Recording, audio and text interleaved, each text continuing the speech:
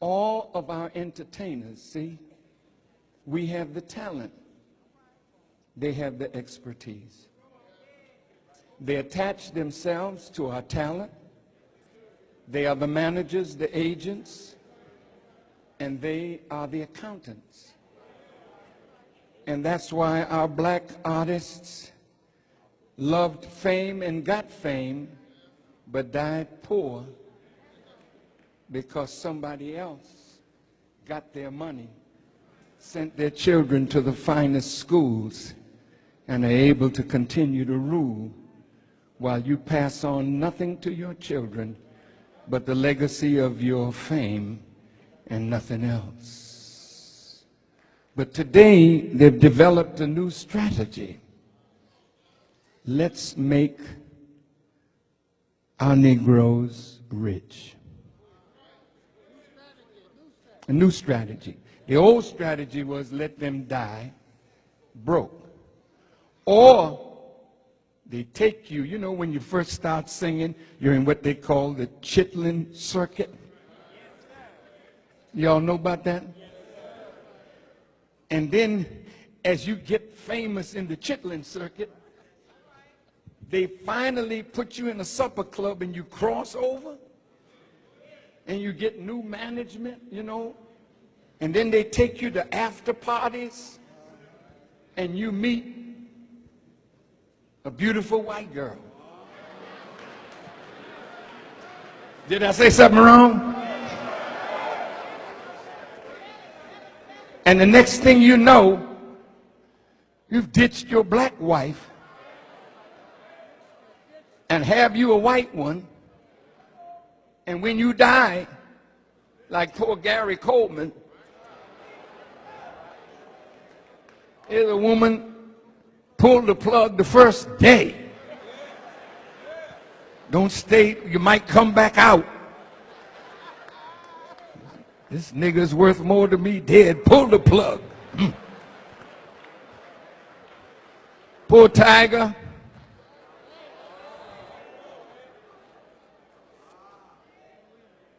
You know, he ain't black, you know, he's a Cablinasian.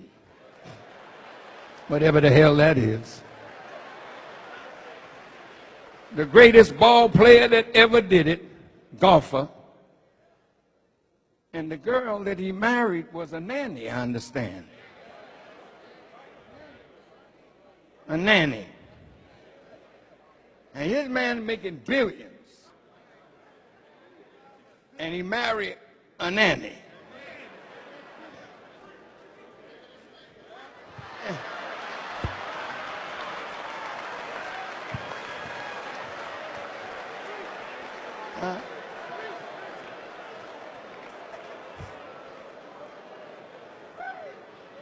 Now the poor fella,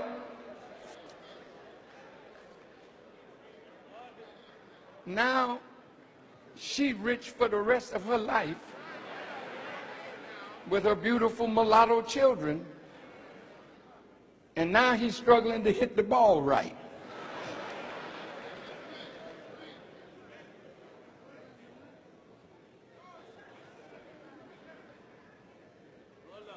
You're crossing over now. Bless your heart. But the money goes back to them. Now, they have my brother, Russell Simmons. He wrote a beautiful piece on black-Jewish relations.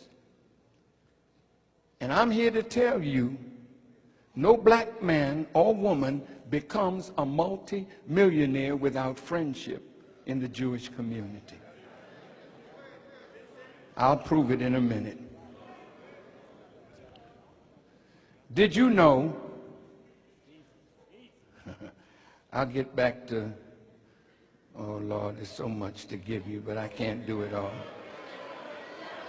Did you know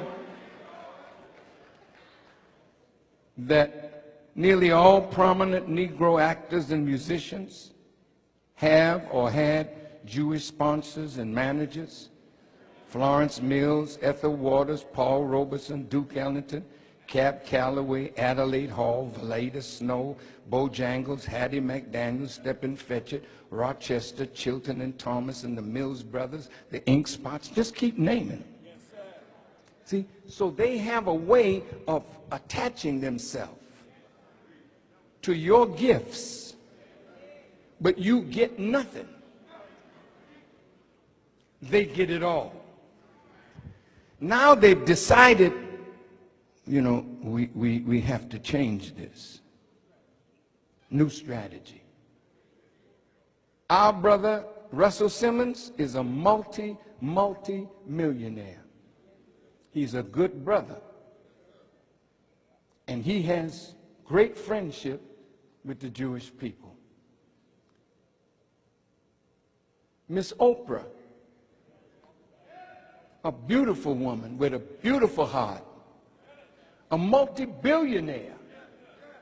But there's a Jewish man that helped guide her career and make her who she is. P. Diddy, Jay-Z, just name them. Even in hip-hop, Jews manage most of the black hip-hop artists. And man, I got something, I can't do it now, but they end up with nothing.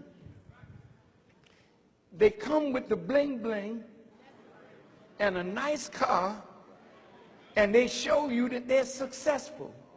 But if you could see the breakdown of the record deals, they end up with nothing.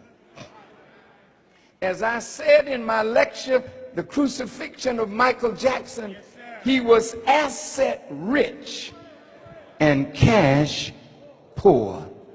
So if you're going to sell your assets, then you can get liquid. If you don't want to sell your assets, then you borrow against your assets. So the Jewish person with money was always there to loan Michael money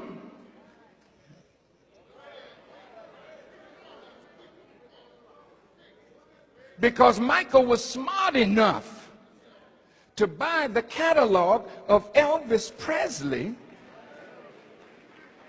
and the Beatles. Is worth $1 billion. So he had it. They were trying to get it from him.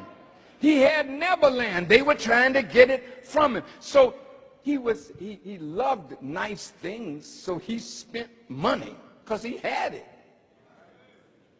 But then when he needed to save his property, he had to borrow. Now, what is the strategy? See? I have a list of all the NBA owners. See, it's like a plantation. You just a piece of meat throwing balls in hoops. They got dogs, they can do that. And they go in the hoop. Now you the best at doing it. So you on a plantation, but you rich, a rich slave. You sharecropping again. LeBron James sharecropper. Now I'm not downing my brother, but he's being used, and as long as he can play like he plays, they want him in Cleveland, they want him in New York, they want him in Chicago, they want him in Miami. So he's good meat, you know. Boy, in this book here, you should see the way they sold us. We have a nigger, 22 years old, strong, skilled in carpentry. We have a nigger wench. How did she get to be sold? She owed her rent and couldn't pay it, so they put her on the block and sold her. It's all here. Look at you today. You can't see how you tore up. You want a home, don't you? Everybody wants a home. So they made it possible for you to get one. No money down. No, all you do is pay interest. How the hell could you accept a deal like that? In 3 years, the interest now goes up. You didn't see that in the fine print. Now you're in foreclosure. It's a trick. Who's behind it? Wall Street. Who are they?